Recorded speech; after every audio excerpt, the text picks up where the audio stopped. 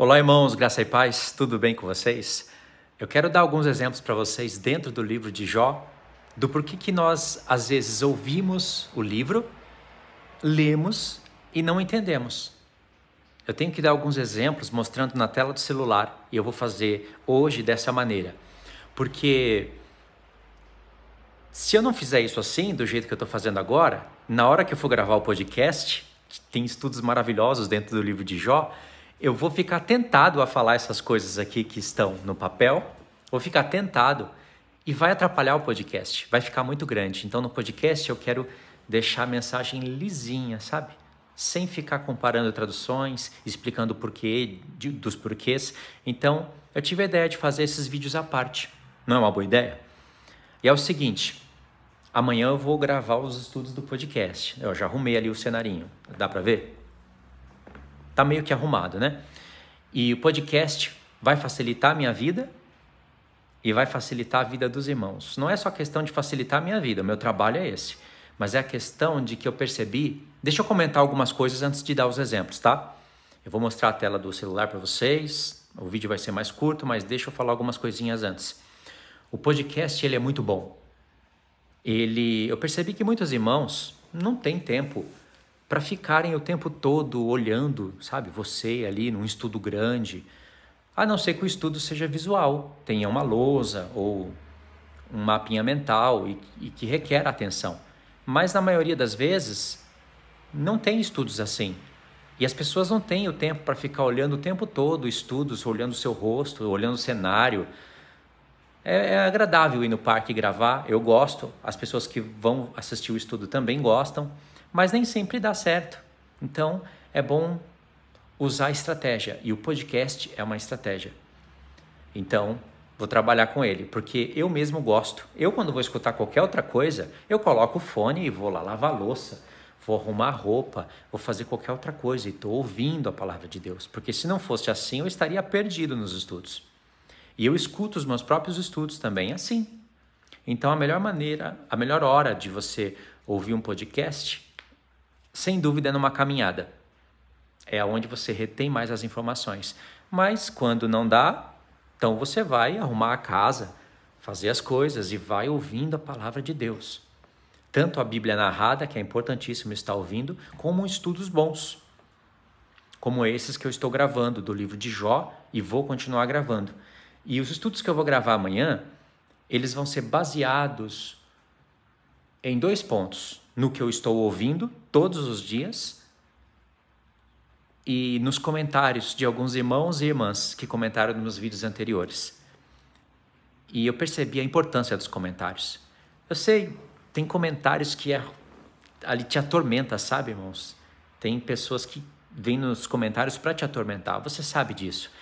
Às vezes você foi um atormentador já no passado. Eu já fui. Sabe aquela pessoa que quer apurrinhar ali o canal a todo custo? Ainda que a pessoa que está gravando o vídeo esteja errada, você quer colocar um texto grande, escrever, e tudo isso é perda de tempo. Você tem que somar com a pessoa. Se você não tem nada para somar, deixa um comentário ali, tenta deixar de maneira respeitosa e pronto. Mas comentar vicia. Você sabe o poder que tem os comentários hoje, né? Seja lá nos vídeos do YouTube, nas lives, no Instagram, nos vídeos, as pessoas são viciadas em assistir o vídeo, comentar e ler comentários. Tem pessoas que passam horas lendo comentários. Eu sou um desses.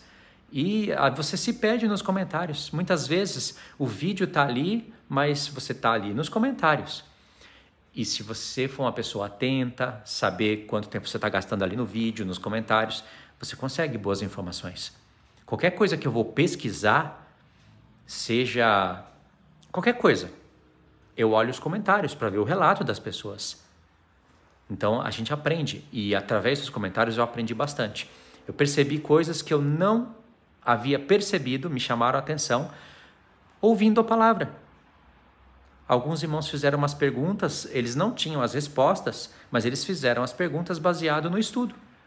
Então, eu joguei um pouco de luz para eles, para vocês, e vocês jogaram um pouco de luz para mim. Poxa, isso é interessante. E ali eu fui anotando. Olha, é bom. Eu somei um comentário aqui, outro comentário ali, uma dúvida lá, fui ouvindo a palavra de Deus e falei, nossa, que coisa! Sozinho eu não ia enxergar tudo isso. Por mais que eu ouça 2 versões todos os dias, eu não ia enxergar tudo isso. E o livro de Jó, como qualquer outro livro, ele se completa com os demais livros da Bíblia. Isso é com qualquer livro da Bíblia. O livro de Jó é assim. Eu já tenho falado das maravilhas do livro de Jó e eu até me perco quando eu vou falar do livro de Jó, porque eu amei demais esse livro. Ele é maravilhoso. Mas tem o seguinte,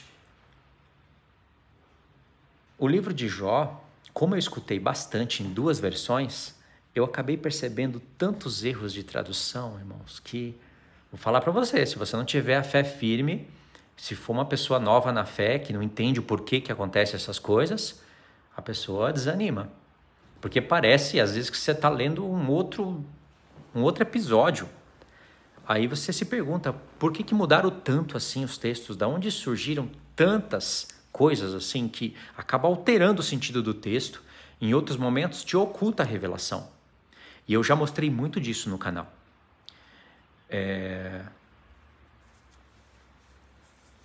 Eu não quero me perder aqui em outros pontos, em outros estudos, mas a linha pré-tribulacionista, eu não sei quem foi o infeliz que penetrou nas traduções e alteraram textos de propósito para fazer a linha pré-tribulacionista ter mais sentido e mesmo assim se torna incoerente, mesmo com os textos mudados assim na cara dura.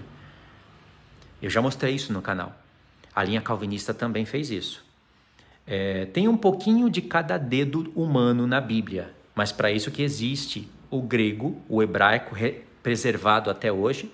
Não importa se tem grego koiné, grego reciptus, está preservado. E ali você tem o que é mais próximo do original. E hoje nós temos aplicativos. Eu vou mostrar coisas para vocês aqui através do aplicativo. Eu só ia pedir para os irmãos não fazerem pergunta do aplicativo, como consegue, o que faz, como usar, porque no vídeo eu não vou responder isso, tá bom? Eu já falei muito disso no canal. Geralmente tem quem pergunte, eu já não sei aonde está esse vídeo, eu vou fazer um novo vídeo para quem se interessar pelo aplicativo, mas quem quer estudar precisa de um aplicativo desse. E aí o livro de Jó, irmãos, se torna um grande exemplo. Olha, até dentro do aplicativo do grego, de palavras gregas e hebraicas, eles te sugerem coisas erradas. Porque eles estão te sugerindo coisas baseado... Como é que eu vou explicar isso? Eles estão te sugerindo coisas baseadas nas traduções e interpretações das escolas teológicas deles. Então, até o aplicativo grego te sugere coisa errada. Não estou dizendo que o texto grego está errado. Eu estou dizendo que a pessoa que está te sugerindo a palavra, ali como se usa, está errado. Aí, como você descobre isso sem saber o grego? Eu sei um pouquinho, eu estudei 2 anos. Mas como você descobre isso sem saber o grego? Você fazendo a pesquisa. Você joga o número lá no campo de pesquisa e vai ver aonde aquela palavra aparece. E aí você vai ver que aquela palavra aparece, às vezes forma um padrão. Aí você fala, é isso mesmo. Mas tem vezes que as palavras começam a aparecer em outros textos com outros significados e o grego não dá a raiz para aquilo, não tem pé para traduzir daquela maneira, não tem nada a ver com nada. Mas por que a Bíblia trouxe aquele erro? Por que na hora de fazer a pesquisa, a Bíblia está te mostrando aquilo, aquela coisa grotesca, assim, que não tem nada a ver com nada? Porque aonde está traduzida aquela palavra, não sei se você vai entender o que eu vou falar, eu vou ter que fazer um vídeo à parte só para isso. Aonde foi traduzida aquela palavra, o português vai vir com a palavra inventada. Então, aí você vai ficar confuso. Você vai falar, poxa, eu estou pesquisando essa palavra e me aparece essas. Não tem nada a ver com nada. Isso é por causa que o aplicativo está te sugerindo coisas erradas. Então, você vai ter que ter o discernimento. Não adianta você ser mestre no grego, saber ali conjugar os verbos, ou no hebraico, e não saber interpretar o texto. Você erra. Vale muito mais você saber interpretar a Bíblia com um contexto, cruzando coisas espirituais com coisas espirituais, do que você ser mestre no hebraico ou no grego. Eu já vi pessoas, mestres em hebraico, que pregava Jesus apostatar. E fazem até uma Bíblia com uma nova versão para eles. Sabia? Tem tudo isso no nosso meio. Bom, já expliquei um pouquinho das coisas que acontecem, né? E essas coisas impedem a gente, sim, de entender a revelação. Eu vou mostrar para vocês alguns exemplos. Eu separei aqui 4 textos, mas para esse vídeo aqui, já que eu deixei ele grande, eu vou mostrar só 1 ou 2 textos para vocês. Mas tem mais. 4 são os que eu separei, onde tem revelações, e os outros são textos onde não tem revelações, não são coisas muito importantes, mas são erros. Então eu vou mostrando isso de pouco a pouco. Tá? O exemplo está aqui em Jó capítulo 16, a partir do verso 19. Esse capítulo aqui é importante, você lê ele todo, porque vai falar muito sobre o sacrifício de Jesus. Através do sofrimento de Jó, do estado de Jó, vai mostrar o estado de Cristo, até mesmo as traições, como a esposa de Jó desprezou Jó, os amigos íntimos desprezaram Jó. Tudo isso vai estar falando a respeito de Cristo sendo desprezado por Israel, pelos seus amigos íntimos. E aí no verso 19, olha o que Jó declara. Já agora sabeis que a minha testemunha está no céu e nas alturas, quem advoga a minha causa. Os meus amigos zombam de mim, mas os meus olhos se desfazem em lágrimas diante de Deus, para que ele mantenha o direito do homem contra o próprio Deus e do filho do homem contra o seu próximo. Porque dentro de poucos anos eu seguirei o caminho de onde não tornarei. O erro está aqui no verso 21. Vou ler de novo, vou pular no topo. Não, vou ler o 20 também. Ó. Os meus amigos zombam de mim, mas os meus olhos se desfazem em lágrimas diante de Deus, para que ele, ou seja, Deus, né? Para que ele mantenha o direito do homem contra o próprio Deus. Manter o direito do homem contra o próprio Deus? Como assim? E o do filho do homem contra o seu próximo. Isso daqui está tudo errado. Se eu fosse buscar aqui essas palavras no aplicativo, não aparecem essas palavras. Contra, ó, estou clicando, não aparece nada. Contra o próprio Deus, não aparece. Isso daqui, irmãos, foi acrescentado para deixar o discurso de Jó tendencioso. Agora eu vou mostrar aqui a outra tradução que eu tenho. Dentro dessa Bíblia, eu tenho essas 4 Bíblias. A primeira, Almeida Revista e Atualizada, com os números Strongs. Não tem como eu pontuar na tela aqui, mas é do lado esquerdo. Depois tem a azulzinha, que é só grego, não tem nada, é só grego nela. Essa de cor aí vermelha, parece vermelha, é meio marrom. Só hebraico. E tem essa de baixo, que é a Bíblia Sagrada, é Almeida Revista e Corrigida. A de cima é Almeida Revista e Atualizada. É a segunda melhor versão que eu conheço, só que ela tem mais erros do que a de baixo. A de baixo é a Almeida Revista e Corrigida. Essa é a que mais bate com o aplicativo hebraico. Agora eu vou pôr nela, ok? Só troquei a versão. Verso 19. Eis que também agora está a minha testemunha no céu e o meu fiador nas alturas. Os meus amigos são os que zombam de mim, os meus olhos se desfazem em lágrimas diante de Deus. Olha o verso 21. Ah, se alguém pudesse contender com Deus pelo homem, como o filho do homem pelo seu amigo. Porque, decorridos poucos anos, eu seguirei o caminho por onde não tornarei. A revelação está aqui, irmãos, no verso 21. Quando Jó fala, se alguém pudesse contender com Deus pelo homem. Contender não é entrar em contenda com Deus. É tipo assim, advogar a causa. Falar, tipo ser um mediador. Se alguém pudesse contender com Deus pelo homem, como o filho do homem pelo seu amigo. Na mente de Jó aqui, ele está dizendo assim, quem dera alguém pudesse falar para Deus a meu respeito e advogar a minha causa, porque Jó está se defendendo das graves acusações dos amigos. Então ele fala assim, quem dera um homem pudesse fazer isso por mim, assim como um filho do homem faz pelo seu amigo. O que Jó não sabia, irmãos, é que Cristo haveria de se fazer carne. Ele se tornaria o filho do homem e iria realmente interceder pelo homem a favor de Deus. Interceder para o Pai a favor do homem. Ou seja, ele iria realmente fazer o que Jó estava pedindo. Só que antes, deixa eu explicar aqui, acabou o texto, né? Vocês viram que a revelação está aqui, ela é linda, ela é maravilhosa, porque Jó, ele tá sendo atacado de 3 ângulos aqui, de todos os lados. E olha o verso 19, eis que agora a minha testemunha está no céu e o meu fiador nas alturas. Isso é muito bonito. Quando Jó fala, irmãos, eis que a minha testemunha está no céu, aqui tem muito para se meditar. E essa parte eu vou trazer ela mais limpinha no podcast, sem ficar comparando traduções. Porque imagine se você está querendo entender a palavra, você entendeu ali que o capítulo 16, eu vou mostrar o que aconteceu comigo. Você entendeu que o capítulo 16, ele está falando do sofrimento de Cristo. E é bonito você entender isso. Um pouquinho mais sobre o sofrimento de Cristo vai ser falado no capítulo 19. E ali Jó vai dar um show das revelações de Cristo, do céu, de Cristo se fazendo, da glória de Cristo antes dele se fazer carne, cuidando das nações, do povo de Israel, dos sofrimentos de Cristo quando ele se faz carne. E no final do livro você vai ter a glorificação de Cristo através do estado da vida de Jó. É lindo isso, nos capítulos 29, 30 e 31.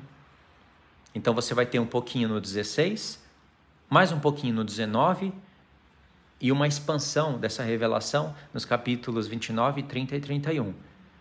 Deve ter mais falando sobre Cristo, mas esses são os que me chamaram a atenção e eu consegui gravar. Aí presta atenção, você está no capítulo 16, está recebendo a revelação, aí de repente você só está com uma tradução, você só está ouvindo aquela primeira tradução, onde diz, minha testemunha está no céu para que ele mantenha o direito do homem contra o próprio Deus. Não entende nada. O que o texto está falando? Não está falando nada. O texto está deixando a fala de Jó tendenciosa. E eu separei aqui outro exemplo que se anexa a esse, em Jó 32, onde a Bíblia vai mudar, a tradução vai mudar a fala de Jó, deixando Jó malfeitor na história, para que, assim, puxando sardinha para Eliú. Quase todas as epígrafes no discurso de Eliú é algo que já te inclina para você ficar ali pro lado de Eliú e contra Jó. Tipo assim, Eliú repreende a soberba de Jó. Eliú convence Jó dos seus pecados. Que epígrafe nojenta é essa, irmãos? É uma epígrafe humana, carnal. Só porque no texto, no livro, Deus não repreendeu Eliú, não assim diretamente como repreendeu os 3 amigos de Jó, as pessoas acham que Eliú era o mocinho na história. Eliú é o bandidão da história, irmãos. Ele só está abaixo do diabo, mas Eliú é o bandidão. Então as epígrafes já vão te induzindo você a olhar para Jó como um homem autossuficiente, orgulhoso, que começou a se engrandecer. Meu Deus do céu, irmãos, é uma coisa horrível. E isso daí está em 90%, 95% da mente do povo. É só pesquisar aí nos blogs, no YouTube, que você vai ver. Então, a tradução te complicando a vida, as epígrafes puxando sardinha para Eliú, mas não fecha, a conta não fecha. Eliú está falando barbaridades, irmãos, e não foi ninguém que me falou isso, não. Eu olhei o discurso de Eliú e falei, tá tudo errado o que esse homem está falando. Eu passei pelas epígrafes, as primeiras vezes que eu ouvi, eu fiquei 2 dias confuso. A epígrafe, Eliú não sei o que, o sábio Eliú repreende. Aí na hora que eu estou olhando o discurso de Eliú, a conta não fecha. E eu olho para Deus lá no final do livro, falando, Jó é reto e falou o que é reto para mim. Então ficou um mistério. Por que Deus não falou nada sobre Eliú? Porque Deus deixou esse mistério para a igreja, para treinar o pensamento da igreja, para ver se as pessoas iriam cair no discurso teológico sistemático de Eliú. Ele foi muito astuto, já falei bastante dele. Mas então, vocês entenderam? A primeira versão, você não pega nada. Na segunda, você já vê Jó falando e realmente o aplicativo confirma. A palavra contender está lá. Mas na primeira tradução, você clica, não sai a palavra contender, sai outra, aí você fica confuso. Aí você vai e compara a outra tradução. E as duas melhores traduções que você tem para comparar é a Almeida Revista e Atualizada, que para mim fica em segundo lugar, e a Almeida Revista e Corrigida, que para mim fica em primeiro lugar, porque ela bate com os aplicativos, com a ideia contextual. Tem erros, mas na maioria das vezes ela fecha o raciocínio. A outra não, a outra já é um pouquinho, já falha bastante. E o resto não presta. NVI, linguagem de hoje, então, isso é uma porcaria humana. É uma carnalidade. Nem perca tempo escutando algo com a linguagem de hoje. Todas as revelações são ocultadas. O Cid Moreira fez um belo trabalho de narração. Eu não gosto porque é lento, tem muito barulhento, tem muita música de fundo. Mas foi um belo trabalho que ajudou as pessoas a ouvirem, pelo menos, a palavra de Deus. Mas quando você ouve o que ele está falando e lê o que está escrito na Bíblia, nessas traduções, parece que você está lendo uma outra história. Simplificaram demais, deixaram... É como se... É assim, parece que a gente é burro, a gente não ia entender, aí eles foram e modificaram. Tem algumas bíblias narradas no YouTube, inclusive eu até parei de postar no canal, porque quando eu fui para os outros livros eu falei, peraí, tá tudo errado isso daqui. O homem tá fazendo uma narração, só que a interpretação da fala dele é boa, é ótima, perfeita. E não tem música de fundo, e se tiver é bem baixinha, então é gostoso de ouvir, tem qualidade no negócio. E tá numa linguagem igual a nossa. Só que, irmãos, a pessoa que fez aquela tradução, ela não se decidiu se ela iria realmente traduzir ali, fazer uma correção, uma atualização, ou se ela iria pregar. O homem está apenas narrando, entendeu? Mas na narração dele, você vê que o homem não sabe se narra a Bíblia ou se prega. Não tem que alterar as palavras da Bíblia. Tem que ser as palavras da Bíblia. Só que o homem que fez esse trabalho, ele está narrando as palavras de uma tradução que ele escolheu e foi mais agradável. Foi, mas ocultou as revelações todas. Muda o sentido das coisas. Simplifica demais. Tira a profundidade da palavra de Deus. Aí trombeta, festa, 2 casas de Israel, vai tudo pelos ares. Porque modifica tudo. Então olha que lindo, Jó está falando, a minha testemunha... Agora eu vou fechar o raciocínio. Eu sei que ficou meio embaraçoso, mas é isso mesmo que acontece. Tudo isso passou. Foi processado na minha mente primeiro. Jó, ele está falando, ele está se defendendo contra os 3 amigos. Aí ele está falando, a minha testemunha está no céu. Mas está no céu, não tem nenhum homem ali para advogar por Jó. É ele que está se defendendo. Está na força do Senhor, mas ele não sabe disso. Tanto é que fica até difícil você entender essa fala dele, que a testemunha dele está no céu, porque no discurso de Jó, o tempo todo, ele fala que Deus está contra ele. E é sem causa.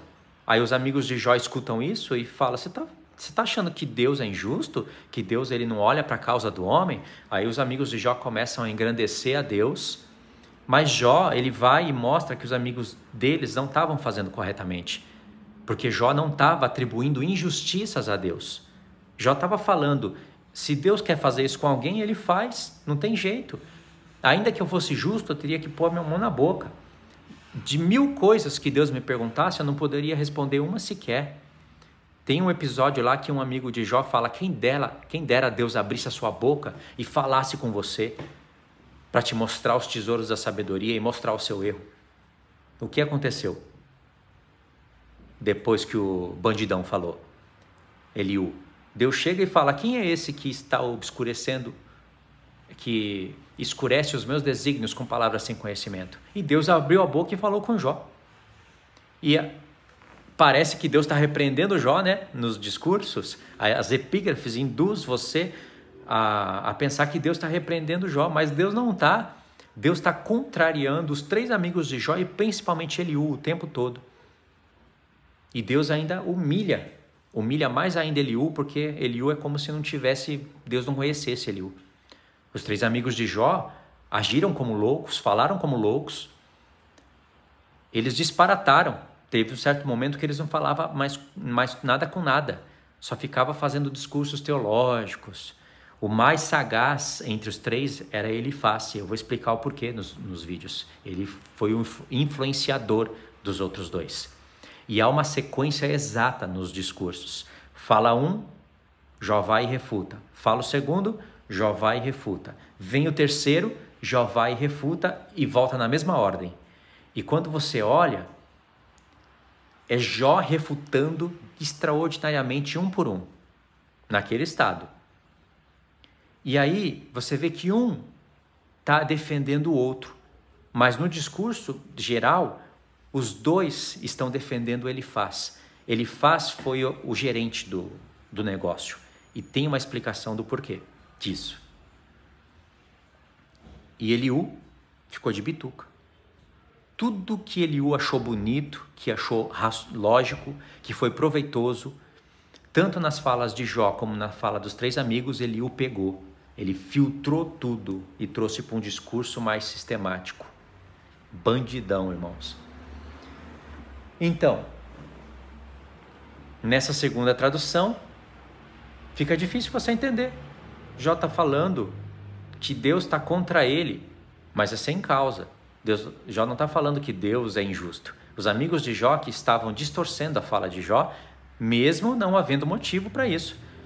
Porque Jó fala, olha, vocês sabem que eu não estou mentindo. Aponta então o meu erro.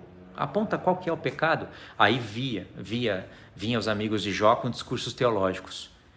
Elifaz, quando ele era refutado e não tinha palavra nenhuma, ele fugia dos argumentos de Jó. Ele não queria contrariar Jó, não tinha como. Ele fugia e ia falar da grandeza de Deus. E no falar da grandeza de Deus, Elifaz trazia acusações contra Jó. Era isso, o tempo todo. Aí quando Jó refutava Elifaz, os outros 2 vinham para defender Elifaz. Elifaz é descendente de Edom. Então, e tinha um espírito influenciador de todo o debate. Esse espírito sussurrou nos ouvidos de Elifaz. Estou dando spoiler do podcast. Esse espírito maligno sussurrou no ouvido de Elifaz, e Elifaz foi o primeiro a abrir a boca e jogar os argumentos desse espírito que sussurrou no ouvido de Elifaz, e ele quis dar a entender que era Deus. E aí o sábio, o rabino, né, o genuíno Eliú, achou que era Deus também e tacou isso na cara de Jó lá no final.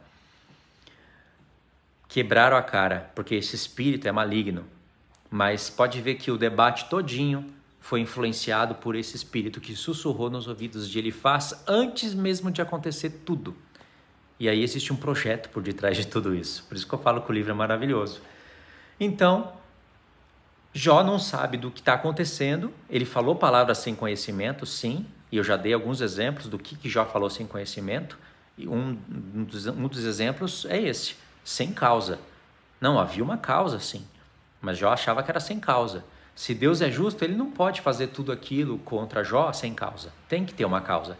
E quando chegou, hoje que eu percebi pela primeira vez, no capítulo 23 e 24, ou 24 e 25, Jó quase desvendou o mistério, irmãos, quase. Jó estava para desvendar o mistério. Aí veio o bandidão, Eliú. Interrompeu o raciocínio de Jó, não que ele interrompeu a fala de Jó, mas interrompeu o raciocínio. Jó estava quase chegando na conclusão. E eu não tinha percebido isso até hoje. E aí, depois do discurso de Deus, Jó chegou na conclusão que ele iria chegar antes, que havia uma causa e ele estava sendo provado. Jó estava investigando tudo. E enquanto Jó investigava a vida dele, fazendo uma análise, escaneando tudo, você via a vida de Cristo na vida de Jó. Isso é bonito demais. Então Jó ele fala, minha testemunha está no céu, Deus é minha testemunha. Mas não foi Deus que está contra ele? Como assim? Deus está contra ele, fez tudo aquilo contra ele e Deus é testemunha? Sim, Deus é advogado de Jó no sentido de Jó não ter pecado em nenhum momento, nem pela boca, nem por nada, porque se Jó foi orgulhoso, pretensioso, confiou nas suas boas obras, Jó provocou o mundo calvinista. Se Jó foi tudo isso daí, ele pecou. E o escritor do livro está falando que Jó não pecou com seus lábios. E lá no final do livro, o próprio Deus, não é mais o escritor do livro relatando, falando assim, e nisto Jó não pecou com os lábios. Olha, é o próprio Deus falando, Jó falou o que é reto na minha presença. Então, irmãos, Jó não pecou em nenhum momento. Jó confessou pecados da sua mocidade, porque é a única coisa que passou na consciência de Jó. É os pecados da minha mocidade que o Senhor lançou sobre mim. Por que não perdoa a minha iniquidade? Jó fala, por que não perdoa? E eu volto a ser com o Senhor o que era antes, falando das suas obras, tendo saudade da sua criação, falando das suas coisas. Está lá no discurso de Jó. Imagine como isso deve ter comovido o Senhor. Imagine, porque Deus se deixa surpreender. Não é só porque Ele sabe antecipadamente que Ele não vai se surpreender no momento que acontece. Ter emoções? Lógico que vai ter, porque o céu todo estava testemunhando isso. Jó estava sendo um espetáculo, tanto para os anjos eleitos da luz, como os anjos das trevas, os reprovados.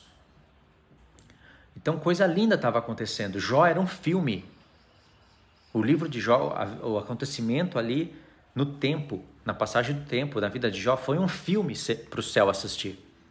Um grande testemunho. Não tem quando você assiste um filme lindo e você está ali emocionado, na expectativa, porque os anjos estavam na expectativa. O próprio Deus tinha expectativas. Parece contradição, né? Um Deus que é onisciente, presciente, tem expectativas. Deus tinha expectativas. Eu vou mostrar os 7 pontos de vista no livro de Jó. 7 expectativas. Todos tinham expectativas. O diabo tinha a dele, os anjos maus tinham as deles. Os anjos eleitos tinham as deles. Os 3 amigos de Jó tinham a sua expectativa. Eliú tinha a sua e Jó tinha a sua. Expectativa, ponto de vista, eu vou explicar tudo isso. Então, que coisa linda estava acontecendo. E aí Jó fala, é Deus que está contra mim, mas Ele é minha testemunha de que eu não fiz nada. Então Jó queria que Deus testemunhasse a favor dele contra os 3 que estavam falando que Jó pecou. Teve um que falou, os seus 10 filhos morreram porque eles pecaram. Você está vivo porque é para se arrepender. E os amigos de Jó lançaram tantas acusações graves contra ele. Irmãos, Deus não matou os 3 amigos de Jó só porque no começo eles foram sábios. Deus levou em conta isso. Olha, 7 dias de sabedoria foi a diferença entre a vida e a morte daqueles homens. E Deus queria aumentar o nível de sabedoria de todos eles, menos de Eliú. Aí, então Jó está falando, minha testemunha está no céu. Deus vai ser minha testemunha. Contra os 3 amigos de Jó. Tem um momento do livro que Jó fala, se vocês fizerem acepção de pessoas no íntimo, Deus vai repreender vocês. E no final do livro, está lá, o que Jó falou acontecendo. E aí no texto diz, minha testemunha está no céu, e no mesmo texto Jó fala, quem dera alguém pudesse contender a favor do homem com Deus, advogar o caso. Como o filho do homem pelo seu amigo, sem saber, Jó profetizou o que Cristo faria. Primeiro ele se faria homem como Jó, sofreria como Jó sofreu, com as mesmas traições, só que sem pecado nenhum. E esse filho do homem que iria contender com Deus, assim, iria advogar a causa dos homens, iria se tornar o filho do homem fazendo pelo seu amigo. Olha que coisa linda, não é profundo isso? E a palavra filho do homem, em uma tradução ela não aparece, na outra ela aparece. E eu fui no hebraico verificar. A palavra Ben-Adad está ali. Então, como vai ocultar uma palavra-chave dessa? Só que na tradução que ela aparece, a outra frase não ajuda. Entendeu? Então você precisa saber a frase exata para receber a revelação do texto. Então Jó, irmãos, ele vai ser muito surpreendido. A gente acha que a vida de Jó, Deus deu o dobro para ele e deu mais 140 anos de vida para esse homem. Imagina o que é 140 anos de vida na bênção. Com uma glória maior do que ele tinha antes. Imagina, não parou para pensar nisso, né? E Jó deve ter achado que isso era tudo. Jó não sabia que a vida dele iria se tornar um testemunho que iria transformar quase todas as mentes dos futuros escritores da Bíblia e a nossa vida. Porque Jó soube que ele estava sendo uma testemunha de Deus e que ele estava sendo provado. Jó soube de tudo isso. Quem você acha que está revelando aquelas coisas escritas no livro? Deus não haveria de revelar isso para quem tanto sofreu? Deus revelou isso para Jó. Só que Deus deu essa autoridade de escrever o livro para uma outra pessoa. Certamente alguém que foi testemunha ocular. Eu acredito que foi um dos 3 amigos de Jó que finalizou o livro. Porque 140 anos. Por que Deus ia ocultar isso de Jó? Não faz o menor sentido. Mas o que Jó não sabia, e eu acredito que foi realmente ocultado, é que a vida de Jó iria influenciar o escritor dos Salmos, de Provérbios principalmente. Salomão foi impactado com a vida de Jó. Iria influenciar a vida dos profetas, iria influenciar o livro do Apocalipse. Olha só o que a retidão de um homem com as suas boas obras, que mostra a sua fé verdadeira, é capaz de fazer. Imagine quando Jó ressuscitar e perceber que muitas coisas do que ele falou a respeito da testemunha dele que estava no céu e que iria vir como filho do homem para contender com Deus, para advogar a causa dos homens com Deus. Isso é muito bonito e tem uma pancada de texto nos profetas onde você vê Jesus já sendo esse advogado antes de se fazer carne. Aí Jesus vem e se torna um mediador entre Deus e os homens, mas ele como homem. E depois que ele morre e ressuscita, ele assenta à destra de Deus como sumo sacerdote e está lá como advogado. 3 etapas em que Cristo está advogando a causa do homem. Uma antes de se fazer carne. Outra quando ele se faz carne. E a terceira, que essa é a mais poderosa, é quando ele morreu, foi até o fim e ressuscitou. Agora ele tem um poder maior de interceder pelo homem, porque ele se fez homem. Foi até o fim. E Jó, meu Deus, ele não sabia disso. Não sabia. E lá no capítulo 19, ele completa uma outra frase maravilhosa. Que ele fala, eu sei que meu Redentor vive, que por fim ele se levantará sobre a terra. Eu sei que o meu Redentor vive. Ele está falando, eu sei que Deus está vivo e que um dia ele vai se levantar nessa terra para advogar a minha causa. Ele não estava falando conscientemente, eu sei que Deus vai descer do céu como filho do homem e vai vir aqui, morrer e ressuscitar. Ele não está falando nada disso na consciência dele. Mas ele em espírito está profetizando isso. Se levantar sobre a terra, falou para a gente da ressurreição de Cristo. E se Cristo morre, e se Cristo ressuscitou é porque ele morreu. Lindo isso. Mas Jó estava falando, eu sei que ele vai vir e advogar a minha causa. E ele fala que a pele dele iria voltar, ele iria ver a Deus com os olhos dele. E isso se cumpriu no final do livro. Deus veio, mas num redemoinho, e fez a pele dele voltar nos ossos. E com os olhos dele, ele viu a Deus. Ele achou que o que ele falou se cumpriu ali. Não. Vai se cumprir quando o corpo dele voltar em pele glorificada e com os olhos dele ele ver a Deus. E tem um capítulo, irmãos, que é maravilhoso. Tem um capítulo que ele fala isso pensando na ressurreição do homem. É claro que ele não tinha toda essa revelação. Não tinha. Por mais que o livro de Enoque estava lá entre eles, eu acredito que eles tinham o livro de Enoque, era muito difícil para eles entenderem aquelas coisas. É difícil para nós hoje, mas imagine para eles. Então não pensa que eles não tinham uma ideia de ressurreição. Eles tinham, só que era mistério. Se o próprio diabo era um assunto que faltava ser muito trabalhado entre eles, o próprio diabo, a serpente do Éden, imagine o assunto de ressurreição. Então era algo que para a gente hoje, a gente pensa, como é que eles não entendiam? Poxa, irmãos, nós temos todos os livros da Bíblia, as testemunhas, tudo completo. Jó viveu ali entre Abraão e Moisés. Eles não tinham a ideia completa, por mais que o livro de Enoque estava lá entre eles, e se não tivesse livro de Enoque entre eles, de onde os amigos de Jó tiraram tanta sabedoria? Porque eles tinham sabedoria, o coração deles não era reto, eles não tinham obras, mas eles tinham sabedoria, eles criam em um único Deus. Isso também fez a diferença para eles continuarem vivos. De onde eles tiraram que a espada ia sair da boca de Cristo não, de Deus, né? Eles não tinham muito essa ideia. De onde eles tiraram aquelas coisas da criação, que você vê tudo no livro de Jó?